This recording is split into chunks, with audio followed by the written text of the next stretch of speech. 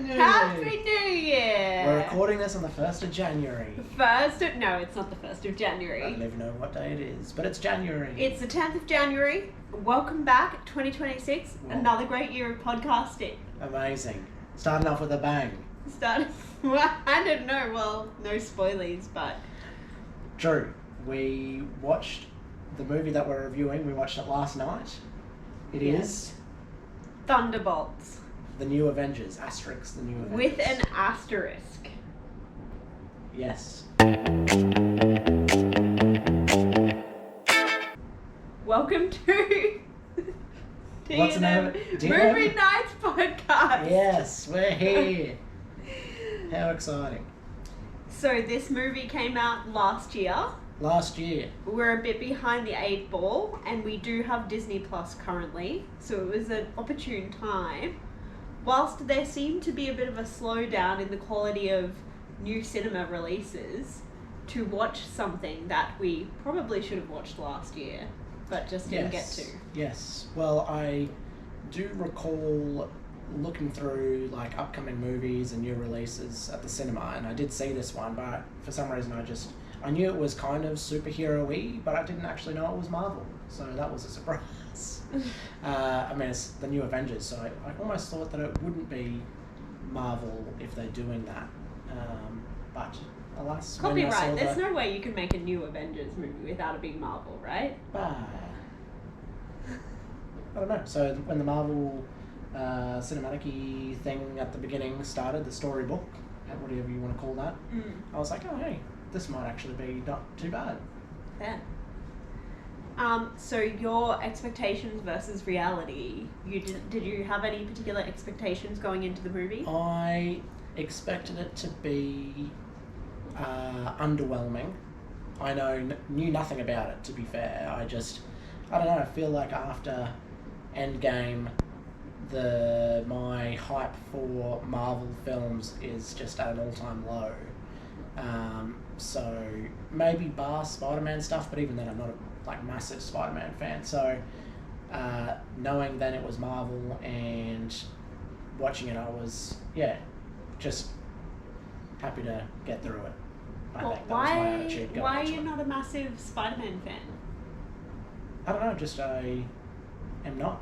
I think he's just overrated. In the sense that Spider-Man's a lot of people's favourite character, comic book, movie, whatever it happens to be, and I will always just go against the grain. So who's your favourite Marvel character? Ooh, probably Magneto. Okay, I don't really know anything Or about Magneto. Eric Brooks. Eric Brooks, of course. The Daywalker. Well, Blade. I was gonna say that I've probably seen 70 to 80% of the Marvel movies, but now I'm thinking it's less than that. You've seen, I would say, 40% of just the MCU movies. So Right. there's dozens that don't even fall into the MCU umbrella. Right. So you've seen none of the X-Men, none of the Blades, none of the Fantastic Four. You haven't seen Ghost Rider. You haven't seen any of these, which technically don't have MCU built into it. They're not part of the universe, but they are Marvel. Fair. So you've seen very little. Fair. Okay. Well, there you go. So. But maybe... you've seen Thunderbolts. I have seen Thunderbolts, so I'm keeping up despite Endgame being behind us. I thought from the very limited marketing I'd seen of this movie that this was going to be kind of like a girl boss movie. The heroine movie. Yeah. And to slightly give away probably where my comments are going to go with this episode. We were meant to film this episode yesterday. I was wearing a Taylor Swift shirt because I thought, what better to use to wear for a girl boss movie than a Taylor Swift shirt? And yet, I'm not wearing it today because it is not deserved. I'm sorry. Okay. I'm curious to hear more about this. Well, the clip that I kept seeing before I watched the movie was the behind the scenes of Florence Pugh, because there's a scene at the beginning of the movie where she jumps off some crazy high building, I think in Dubai or wherever it is, and she actually did that jump, and it was like a whole safety thing of like how she's going to do the jump. Once again, I'm calling for justice for the stunt doing actors. No, not stunt doubles, just the actors who are putting themselves through this. So Tom Cruise. I'm not commenting on Tom Cruise. But Florence Pugh did that jump, and when you watch it in the movie, the editing is like so buttery smooth, and like when she jumps off the building, okay, I guess she's like kind of a hero and stuff, so it kind of does have to be smooth, but it's like so zoomed out. It could have been literally anyone or anything. It could have been a dummy they'd thrown off that building, and you would be none the wiser. Okay. And I just think she did that jump. You deserve to feel the stress of that a bit more than you do. That's a very niche take. Okay, you didn't care? Well, she did the stunt herself, and it's in the movie, so... Fair enough. But I get it. Fair enough. I just think if I just watched the movie without seeing the behind the scenes, I wouldn't have appreciated how intense that whole thing was. That's fair. I don't even remember what scene that is, so there you go. Okay. We're watching that behind the scenes later. Okay. Overall impressions of the movie for you? Overall impressions, bit of a stinker. I think it did a poor job at getting me to care about the characters. I still have no idea any of their names. I couldn't tell you anyone except for the sentry bloke.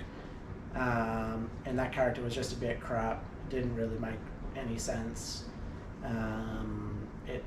It was a 2-hour movie, and yet I felt like I came out of it knowing less than when I went in. That's my TLDR. Yeah. You? I think there was obviously a big theme in the movie about overcoming mental health struggles and things, but I don't think that the execution was very well done. And like, we'll come to this, but like essentially all of the sort of overcoming of various issues was basically within the last 10 minutes of the film, which from a True. pacing doesn't really make sense. True. And whilst they did try to show sort of various cut scenes with sort of flashbacks to their past, like to their childhood, it still wasn't enough detail to actually appreciate their difficulties. Yes, I agree. Yeah. I agree. It's a bit strange. So, any particular likes that you want to highlight? Ooh, likes.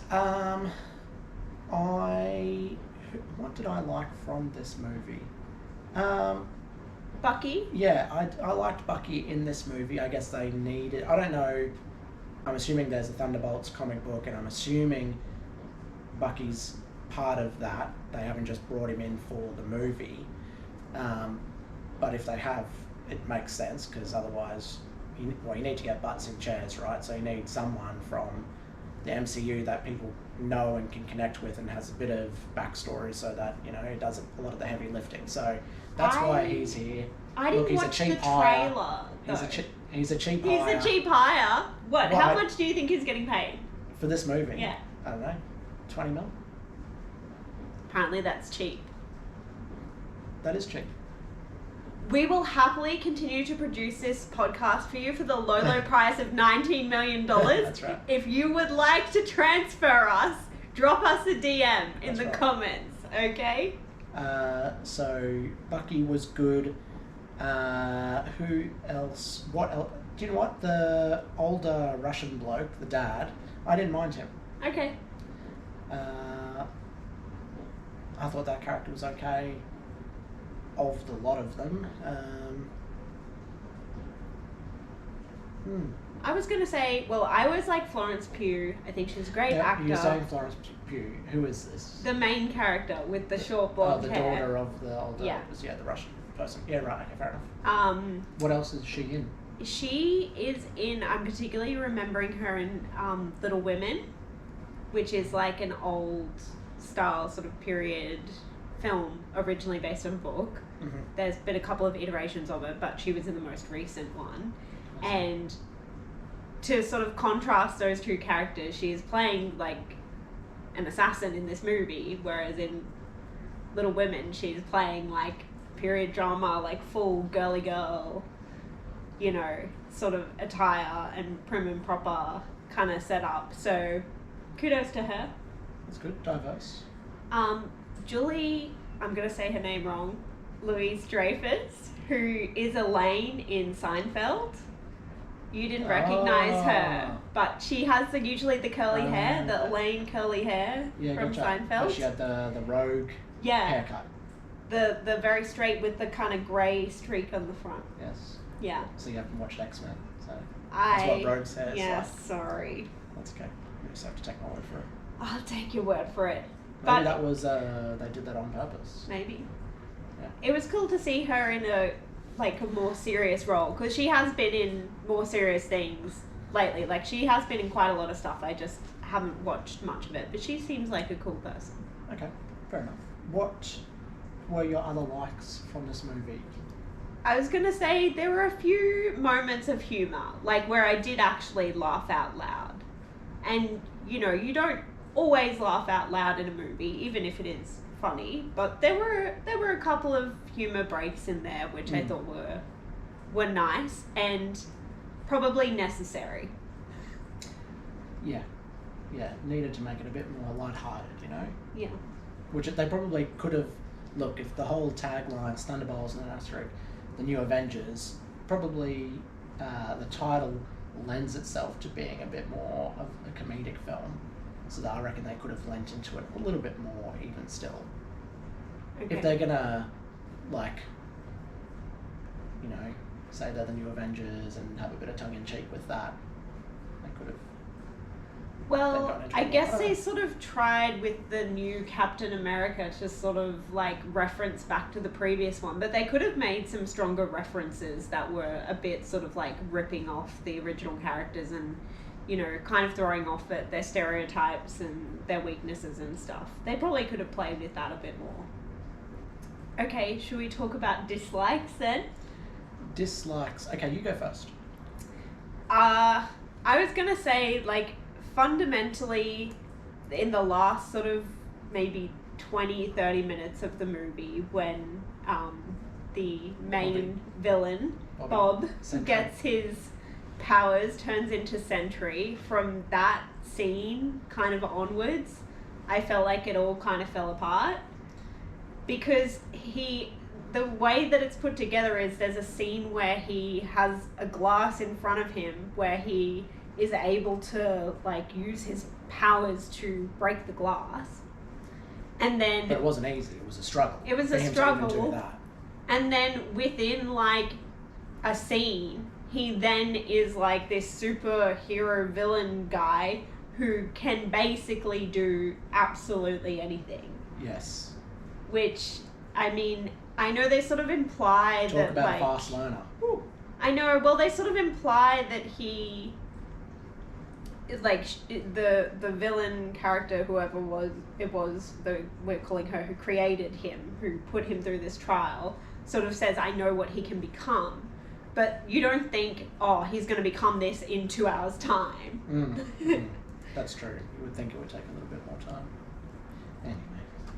Yeah. And then, like, really after that, you know, there is this whole section where Florence's character goes into the blackness, like goes into the darkness, which it sort of seems like she is essentially putting her life on the line to try and save him. But it's not even, that is what ends up happening, obviously, but like there's no commentary around that at the time. It's kind of like, she's just sacked it off. Like, it's not clear that that's her objective at that point in time, which is a bit confusing. Like, if she had said, hey, I'm going to go in here because I reckon I know what to do, then fair enough, but she's just kills herself. Walking, yeah. I think it made sense to me without the dialogue, but I think the part that frustrated me about that scene was that you would think the thing that helps Sentry overcome sort of the darkness or overcome, you know, this sort of negative power that he has would be like the most sacrificial thing or the best thing, the most profound thing that the rest of the characters did for him. And to me, the most sacrificial thing they did was essentially like potentially give up their lives in that moment.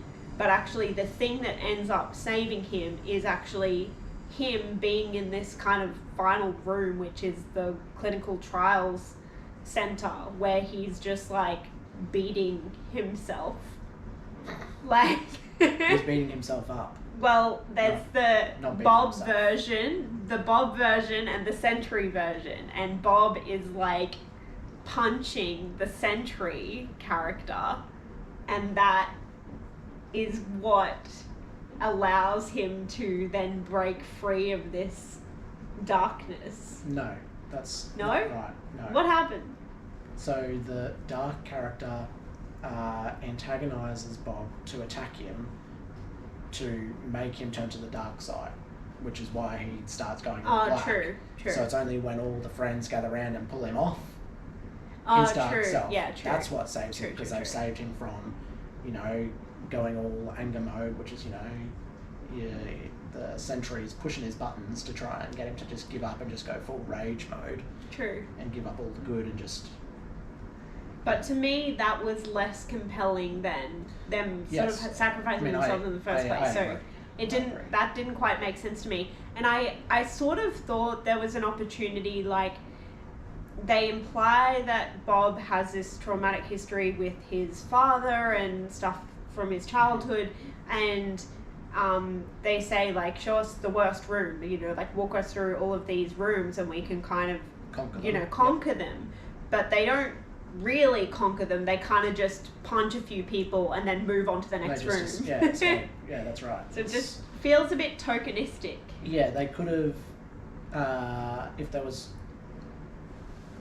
a place where you could have expanded a little bit, I think that could have been one of the places to really expand upon and give a bit more detail, because, yeah, as you said, like, they go through it pretty quickly, like there's half a dozen rooms or whatever, and they're just 20 seconds, beat up some people, get out. So, it didn't really sell as they needed to overcome anything, because there really wasn't any adversity at all, really, when they're in there. They're just smashing and grabbing. So, it wasn't really much of a challenge once they were in there. Well, that's certainly what it seemed like. And then, like, in terms of what you're saying about sort of wanting to care about the characters and care about their past, I do think it was good that they did try to include childhood components from all of the different characters, but then there is that scene of, like, Julie's character who has the evil girl.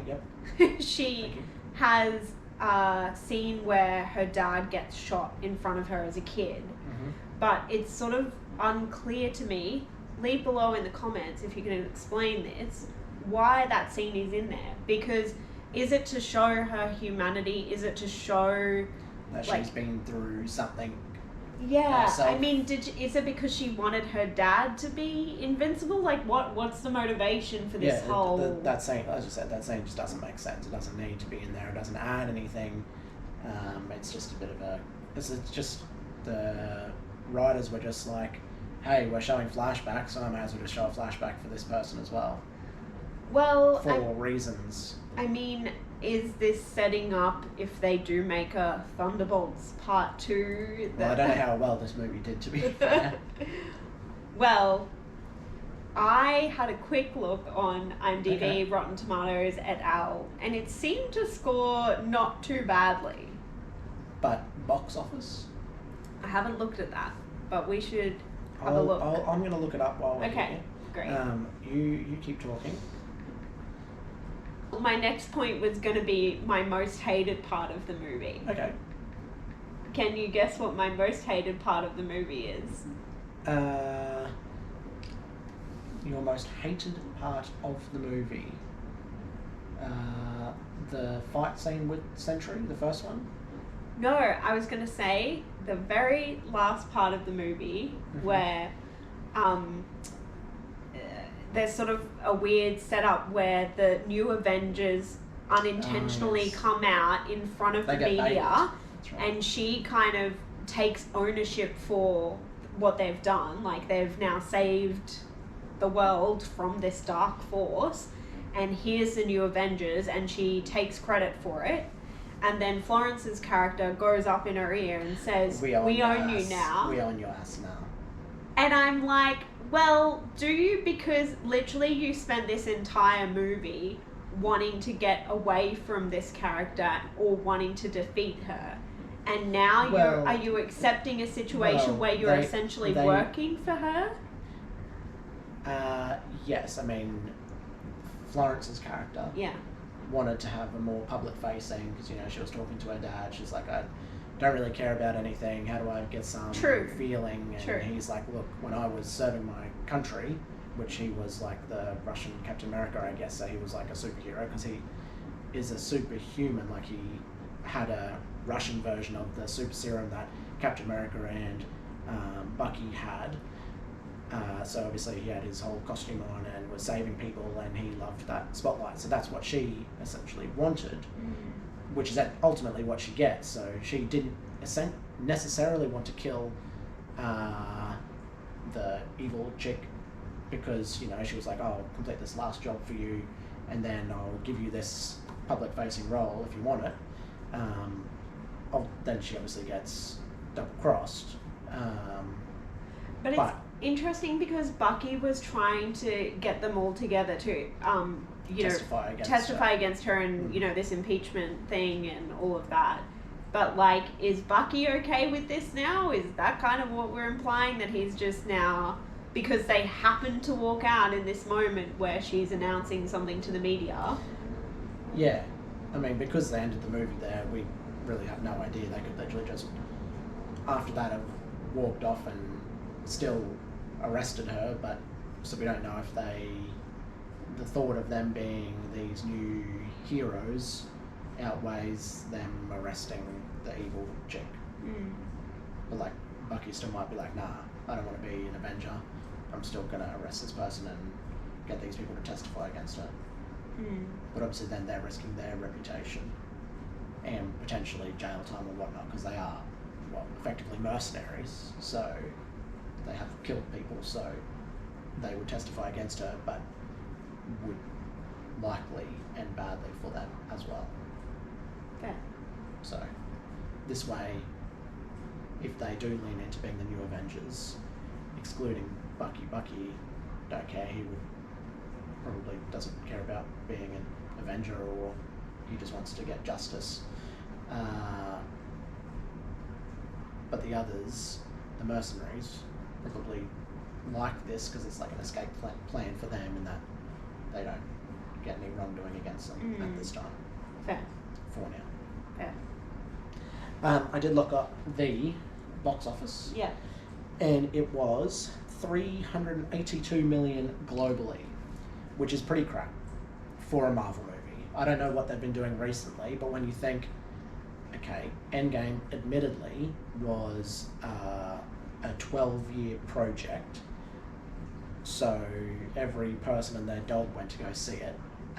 Second highest grossing movie of all time, did what, 2.8 billion. For this movie to then do, like Lilo and Stitch, for example, that came out last year as well, did over $1 billion. So this movie, comparatively, did, and like the Super Mario movie with Jack Black, that did over $1 billion. So it's not hard to get $1 billion anymore if you're Disney, if you're Marvel, Disney owns Marvel now, but, you know, doing any of these things, you would think if they with any Marvel concept. Like if anyone can get $1 billion, it's Marvel or Disney. So to fall short of even the $500 million mark is, it's not great. I mean, the budget I think I just read was almost $200 million, so that's a big chunk. So yeah, enough to make a second movie? Probably not, I reckon. But I'm happy to be proven wrong. Interesting. Any other dislikes that you want to highlight? Dislikes? Just the look of the Sentry. I wasn't intimidated at all, really. I mean, Bobby looked like Fun Bobby from Friends initially. Same expression, same mannerisms. I asked ChatGPT if they're related. They're not, but ChatGPT said it could see how I would be drawing that conclusion based on their similarities. Sentry, when he's in his gold outfit, just looks ridiculous. What would you have dressed him in? Anything that's not that. I would not have gone the gold hair. But I just don't think that worked. When he's in his dark form, he looks like bloody Ronnie Radke from some music video, which is Fall in Reverse, lead singer. It's like so. I mean, it makes sense because like he's essentially just a shadow. Like there's no detail on him at all except for his eyes. But just doesn't make it that scary because I'm just looking at nothing. I'm just looking at two eyes. I wonder if they chose the gold costume because that is what's in the comics. I imagine. It would be, yes. It would have been an upset if they'd chosen anything else. Also, I'm trying to think. There would be some.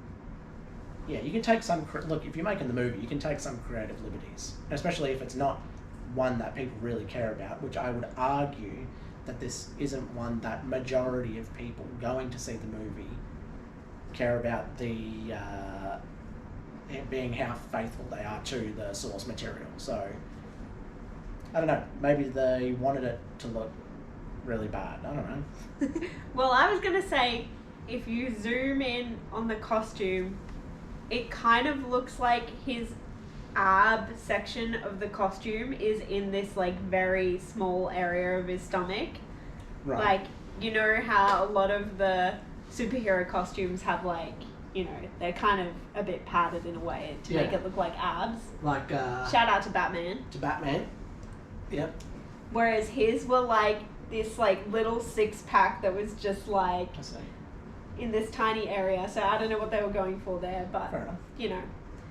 I was gonna say with the whole darkness thing and like the character near the end when Sentry turns dark, it kind of reminded me a bit of Fantastic Beasts in I think it's the first one where there's like the kind of smoky, creepy thing that like takes over. That's what that effect kind of reminded me of. But I thought that like broadly Fantastic Beasts a much better movie just before we even go anywhere. But like I thought that was a movie that reflected the whole kind of darkness overcoming and things and mental health and that type of thing much better than this movie. I'll take your word for it. I can't remember. I have seen Fantastic Beasts, but I don't remember it at all. Well, relative to this, good movie. I see. Okay, well, fair enough. We might have to go back to those. Leave us a comment if you would like us to do Fantastic Beasts. That's right. That's a good idea. Any other likes or dislikes you want to highlight? The casting. Just all of it. Was a dislike? Yep. Really? Yeah, I don't know. But would, even if we'd put in your favourite actors, would that have really changed? I just thought that the performances didn't grip me. I wasn't gripped. The only person who genuinely did a good job at portraying a character in a superhero film in this movie was Bucky. Okay. I think everybody else, it was just, they felt like they were B-Tech, which, they called the B-Vengers. So maybe that's the point, but I don't know. A superhero movie, I kind of want them to know how to act better. Or look, if it's a superhero movie, that's not necessarily the right way of saying that. I want them to act more in a superhero way, and it's hard for me to tell if they just purposefully didn't or just didn't know how. I think that was more based on the writing, that I think they were set up to be like, you are B-Tech. And even like near the end, there's a scene where Florence's character kind of has a bit of a meltdown that actually kind of frustrated me as well, because she's like, we're all losers, you know, we don't deserve to be here, whatever. And that scene seemed like a really big snap. Anyway, I think, yeah, we could have done some better scripting. Yeah. Probably. My general comment on this movie is that if you're going to do a spin-off, there's a way of doing it. And I think that one thing that's nice about some of the older Marvel movies is that they focus on one character. And even like Spider-Man, it just focuses on one character. So you have more of an ability to care about that character because you kind of understand all their backstory. What about Guardians of the Galaxy? Because that was, in theory, first introduction to them. True. I mean, I guess the first movie is mostly focused on Quill, right? True. That's fair. And you would say that this first movie, well, that's not, for the first 30 minutes is focused on the main Florence girl. Yeah. True. What other movies have a lot of people in them, Marvel-y wise? Because by the time you get to Endgame, like like you've seen so much of all of the different characters. Yes, that's true. I mean, it's So one movie versus 40 or however many. Yeah, I mean, MCU so up until that point. This movie had kind of a pretty tall order to be like, we in the space of this 2 hours, we have to form this new B-Tech Avengers. They have to come against like one of the strongest forces they've ever come against, and they have to save the world. And you have to care about them in 2 hours. Yes, well, they did a shocking job, so because they didn't. Well, I mean, I guess they defeated the enemy, if you want to call it that. But like, is Bobby? So that's okay. So is Bobby now cured of his, mental health struggles? Is that now the permanently? Like, that's kind of the conclusion the movie assumes. Otherwise, it would just come back, and yeah, it's just a bit fascinating. So he's still effectively the Sentry. He's just the good version, which the movie doesn't really go into. He's just in civilian clothing at the end of the movie, so he's not even in his costume at the end. Yeah, there are a few loose ends. Like, even Evil Lady, Julie's character, her assistant does kind of try to help Bucky a little bit. Yep. But we don't really hear what happens to her in the end. Like, it does kind of seem like she might potentially get away from that company, but then by the end, her character just sort of is not mentioned at all. True. Yeah, I also can't remember what the end scene was. Oh, yeah. Well, they had the scene where they're in this... what happened to the Marvel credits where they would show, like, a snippet of, like, the next movie? Did they not? They did have a little scene in the credits. That was when they're in the grocery store, right? Yeah. But that didn't point to the next movie, I don't think. Like, it was just him on the cereal box being like, oh, look, hit me. So maybe that hints at a second movie. I have no idea, but maybe they've just stopped doing that. Or maybe because they knew they're not going to make a part 2 of this movie. Yeah, but they don't necessarily even do it for the same franchise. Like at the end of Iron Man, they would put something for Doctor Strange. Like, this still the MCU, but kind of unrelated. Like, we hadn't even been introduced to Doctor Strange at that point. That's not but like, that's just an example. I don't think that's what was at the end of Iron Man, but probably would have been, I don't know, Captain America or Thor or something, because those were one of the next ones that come out. Because what's the Marvel movie that's coming out? Is there one coming out later this year? There's probably a lot that are coming out this year that you just don't realise. There's a new Avengers coming out. Avengers Doomsday, which I didn't connect the dots on that. I know Robert Downey Jr. is playing Doctor Doom, but I didn't connect the dots that Doomsday will be the one about Doctor Doom. I saw the older Fantastic Four that had Doctor Doom in it, so I just assumed he would be playing Doctor Doom in a Fantastic Four movie. But I'm guessing it's going to be in the new Avengers movie. I don't know which Avengers are still alive. I don't know who's going to turn up in the movie. Because is Thor going to be in it? I can't remember what's happened with his character.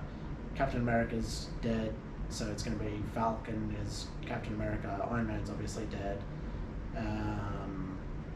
Hulk is nerdy, so I don't know. I literally have no idea. That's going to be an interesting one. I think we should do an episode on that. That comes out, I think, towards the end of the year. Anyway, fair. Back to Thunderbolts. Well, it interrelates. But to what extent do you think they have people who are fans of the comic books actually consulting on the movie or on the script? You would hope that they have a lot of them, but that probably isn't that. Look, they probably do have a lot of them, but ultimately they don't get the final say. So they can put their input, but if the director or the writers or whoever it happens to, the producers, whoever it happens to be, decides that something else is going to work better, even if it means going against the source material, well, that's ultimately their decision. So you would hope that they get the people in who have read the comics. If there are comics, I don't know that there are for this, but I assume that there are, being Marvel. But they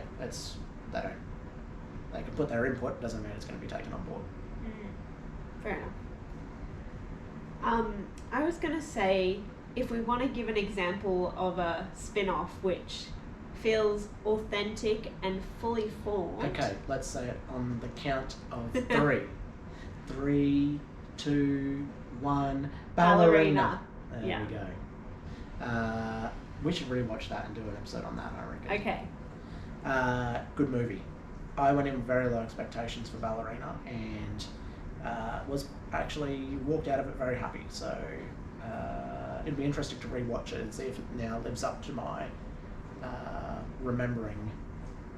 I think it was just a good example of, so you can have the core movie, i.e. John Wick or Marvel MCU, but then you can do something else with a character that interfaces in a way that is not necessarily a cash grab, that's authentic, and then it is a full story of its own.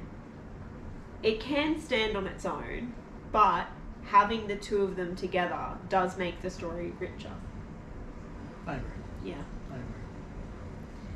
I agree. Any other comments you would like to give before we get into ratings? No, do you have any final comments? I don't know. No. Do you? No. Okay. So we're going into the ratings. The ratings. My rating On a scale of 1 to 10 1 to 10, okay. is 2.5. Whoa. That is low. It is low. I was thinking, should I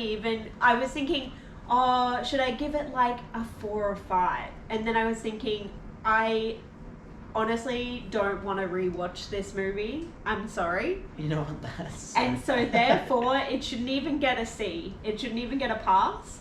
It should get less than 5. I'm going to incorporate that now as well, because I agree. I wouldn't rewatch it. The middle 60 minutes, I said this to Micah last night, the middle 60 minutes, so the first 30 minutes kind of sucked, the last 30 minutes kind of sucked, the middle 60 minutes was okay. I didn't hate watching it. I didn't hate watching this whole movie, to be fair. I enjoyed it in the sense that I wasn't waiting for it to be done, but I wouldn't rewatch it. The ending made it fall apart, I think. If the ending had been better executed, it would have been okay.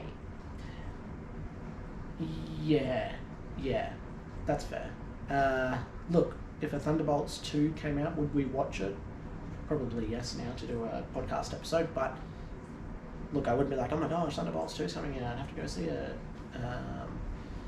So my rating system is kind of all over the place because it's just how I feel about the movie. There's lots of metrics in the background, but don't ask me what they are. So it's just how I feel, but look, I agree. If I would rewatch a movie, it automatically gets at least a 5. Doesn't mean to say that a movie that I won't rewatch can't get a 5. So for this movie, I will give it a 5. A 5? Yep. What were you going to give it before I said anything? Somewhere between a 4 and a 6. Oh, so okay. I've stuck with my guts, but I agree that even if I don't enjoy a movie but I rewatch it, which, look, that's probably going to be unlikely, but then in those scenarios it would get a 5, at least. So I'll have to remember that. With the $200 million budget, I bet there was so much that was left on the cutting room floor. Yeah, that's whilst there are some issues, I think, with the script, we could have fixed a lot of this with editing, I think. Bucky only got paid $2 million. I thought he was going to get 20. So he only got $2 million. So, and he would have been one of the highest paid cast members. So, just goes to show how much goes into producing and then editing and marketing. I'm sure marketing is a lot of that money as well. So you would imagine that the total cost of casting for the movie would be 20-ish million based on that. Like if Bucky's the top of the list, the extras basically do it for free, you would imagine, or near enough, because they're just happy to be included in a Marvel film. I mean, I would do it. Look, if someone asked me to be an extra in a film, I wouldn't expect any money, but obviously people do make a living off being an extra, so they must be getting some money. But yeah, probably 20 mil, so there you go. Fair enough. Now that Stan Lee is not around, R.I.P., yes. Is there someone else who is kind of in that capacity? I don't think so. I think there's a lot of creative people. None of their names come to mind. I've got names in my head, but I'm not going to say them for fear of being wrong. But yeah, I think there's a lot of people in the mixing bowl of creative design. Is there anything from Marvel/MCU that you would actually like to see, that you would actually enjoy Blade. seeing? I want Wesley Snipes as Blade. Give it to me. Leave a comment if you would like another Blade. The cameo in Deadpool X Wolverine, that was so cool. I love Wesley Snipes. That's fair. He is pretty cool. And that was just so unexpected. We went and saw that movie in London, and yeah, had no idea that cameo was going to be in there, so that was super cool. That made me wonder, I don't know if I hadn't watched the trailer for Thunderbolts before we watched the movie, so I don't know if Bucky was known to be in the movie. So if you turned up to watch it, maybe you would have been excited about that in the movie. It would have been a nice surprise. Don't know. Possibly, yes. Yeah, okay, so there you go. So you gave it a 2.5? Yes. And I gave it a 5. So we're going to have to create a scoreboard. We will create with our a graphic scoreboard. so you can see our movie rankings, because I think, well, so far this is our 3rd episode. You've gone Wicked 1, Wicked 2, and then this. Yeah. Whereas mine, I think I gave Wicked 2 a higher rating from memory. So Wicked 2, Wicked, and then this. Which, yeah, to be fair, the Wickeds are a good example. Like,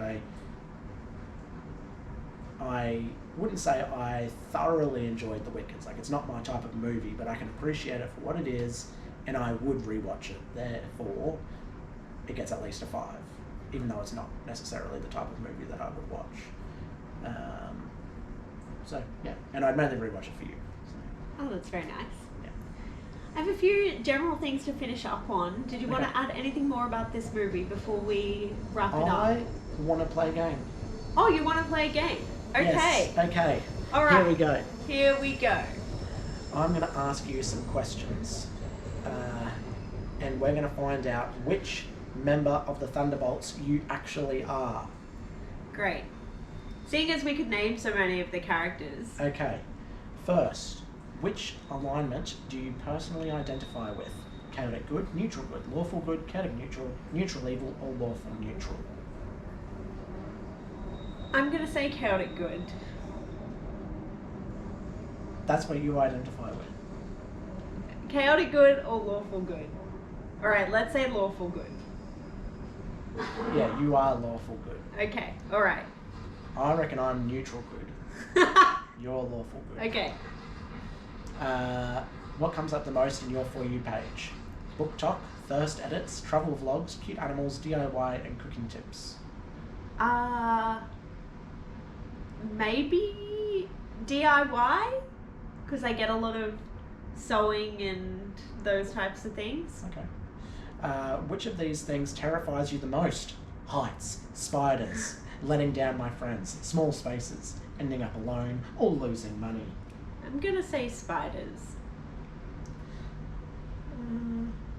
Fair enough. Now, which character from Thunderbolts asterisks would you rather be handcuffed to for a day? Oh, here we go. Okay. We've got the character names. I've got the character now. names. There we go. So, Bucky, Bob, Yelena, Valentina, Mel, or Alexi? I'm gonna say Elena. Because Okay, she's fair cool. enough. Who would I most like to be handcuffed to for a day? I would say Alexi. Yes, that is correct. Yeah, for the memes. For the memes. Mm. Okay. If you could choose one, only one Marvel character to add to the Thunderbolts, who would you pick? We've got Scarlet Witch, we've got Spider-Man, we've got Kate Bishop, don't ask me who that is, Matt Murdock, that's Daredevil, Rio, don't know who that is, or Mark Spector, I also don't know who that is. Yeah, well, to be totally honest, the only characters I know from this are Wanda and Peter Parker. Fair. I would say, if for a general enjoyment perspective, I would pick Peter Parker. That's fair. However, I actually think the character that would make most sense to the story would be Wanda. Because she's kind of got that, dark yin-yang kind of thing going on. The problem with Wanda is she is so powerful That's she fair. would cook everyone. Whereas That's Spider-Man, he's kind of just there for the memes as well. Like, he can shoot webs and do flips and stuff, but like Scarlet Witch would tear him apart in 2 seconds. Fair. So, Okay. Okay. Well, Peter Parker it is. Peter Parker. Okay. I don't want to influence your decision, but okay. Pick an '80s song to add to a playlist. Under Pressure by David Bowie and Queen. Wanna Dance with Somebody by Whitney Houston. Take on Me by Material Girl. Is that how that goes? We are living in a material world, and I am a is that one? Okay, material yeah. girl. By Madonna. Oh my gosh. Oh yeah. I'm just thinking of when he says Thriller. Yeah. Okay, fair enough. By Michael Jackson. Is this Nothing's Gonna... No, I think that's Don't Stop Me Now. Yeah, fair. Okay, well, Nothing's Gonna Stop Us Now by Starship. Don't know the song? Okay. Apologies, probably do, but can't think of it right now. Look, we're not born in the 80s, so what are you going to do? Okay, pick a song. Maybe Material Girl. That's fair. Okay. Choose a colour for your superhero costume. Oh. Black, red, pink, blue, green, yellow. It's like a pinky purple, so I'm going to pick that one. For yours. Yeah. Oh. Okay. And finally, pick a movie or show starring a Thunderbolts actor to watch tonight. Ooh. Okay, Veep, Little Women, Top Gun, Maverick, Gossip Girl, Stranger Things, or Black Mirror. Can I just say, who is the character in this movie that's in Gossip Girl? Who? This isn't it Bucky? Is that Bucky? Yeah, that looks like him. I feel so silly, I didn't know. Well, that Oh my gosh. Okay. based on the picture I'm Wait, looking at. is it? I'm going to have to educate myself. If Bucky is who I think it is in Gossip Girl, OMG. That's pretty crazy. Okay. Do you know what? I have always wanted to watch Veep because I've heard good things. Okay. But Okay.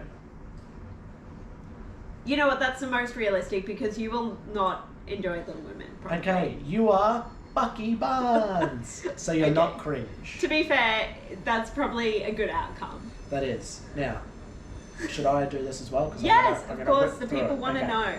Okay. I'm Bob. Oh gosh. Well, that's very disappointing. Century. I'm Fun Bobby. Well, if you would like to take that quiz, it is available on BuzzFeed. We'll leave the link in the description. And take the quiz, tell us who you get, and if you agree with your result. That's right. Now I have some general things to finish on. Okay. Firstly, what is the first one, Micah? We've received some fan mail. Oh. Whoa! Fan mail. Do we need like a little jingle for fan mail? It's Dion and Micah. They receive the fan mail, and I'm just a fan mail receiver. Okay, we cannot get copyright for Material Girl, okay? That's just the tune that's in my head, so... This video is going to be demonetized. Oh no. Not our 1 cent. So, we've received fan mail. Okay. The fan mail is a comment about you. Okay. The fan mail is about a phrase that you apparently said repeatedly in the first, at least 1, if not 2 episodes. Okay. Do you know what this is? A bit of a stanker. No, that was not the phrase. The phrase was, apparently, big boy. It's big boy. You've been called out by a fan for saying big boy repeatedly during the Wicked episodes.